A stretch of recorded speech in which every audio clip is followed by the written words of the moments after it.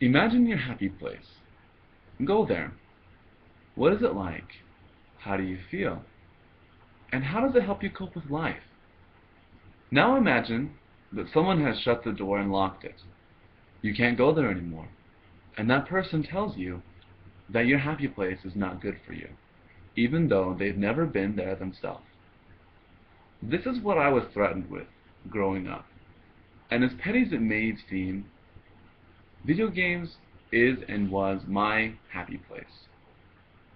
The reasons why video games are my happy place are because video games offer me a source of mood management, and they are beneficial to my emotional and social health. These aspects are actually supported by recent research. Now, to tackle probably the biggest misunderstanding video games have gotten in the past, let me illustrate what that misunderstanding is with this experience. Growing up, my parents would always accuse any act of rage, aggression, anything like that on video games. Just pin it right on there immediately.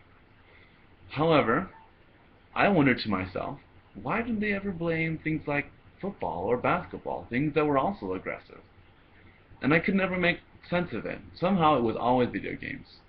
Later I understood it was because of the research at that time concluded that violent video games made kids violent. However, in a more recent research done in 2009, in an article published in the journal called The European Psychologist, Drs. C. Ferguson and S. Ruda have concluded that violent video games don't make people more violent.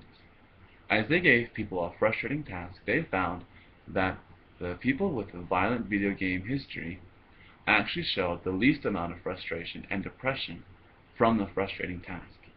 They concluded that violent video games can be a source of mood management. Now, my parents didn't just blame video games for my aggressiveness. They also blamed it on my awkward social norms. Or they blamed it for my awkward social norms. But they never really realized that most of my video games I would play with my friends. Or when I went with my friends, we would play video games together.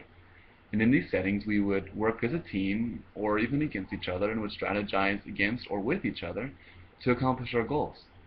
And with different video games, different organizations were necessary.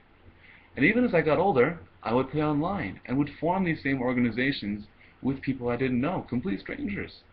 And we learned to do that because we learned how to grow socially. Entertainment Software Association has said that about 70% of gamers don't play alone. They play either in a cooperative mode with someone they know, or they play online with other people that they haven't met yet. Now, along with the social, perhaps the biggest help that video games gave and still give to me was the emotional side. Meaning video games was a source of escape from life.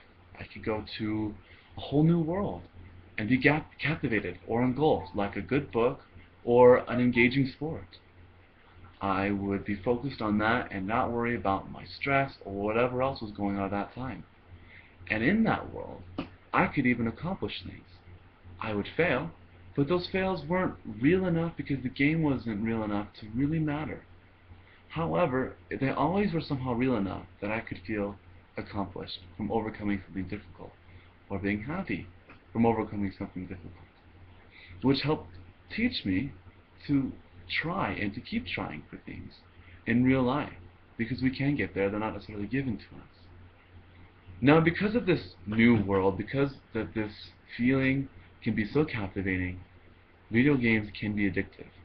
And I had to learn for myself to control video games so that that strong feeling didn't control me. And just like a drug, we can monitor and control and gain the benefits of those medicinal purposes from those drugs. Video games are important to me in my life. They are not my life, but they offer to me an escape. They offer me my happy place. They give me a source of mood management, and they are beneficial to my emotional and social well-being. I'm glad I got to inform all of this today. With recent research, I hope this casts a better light on video games.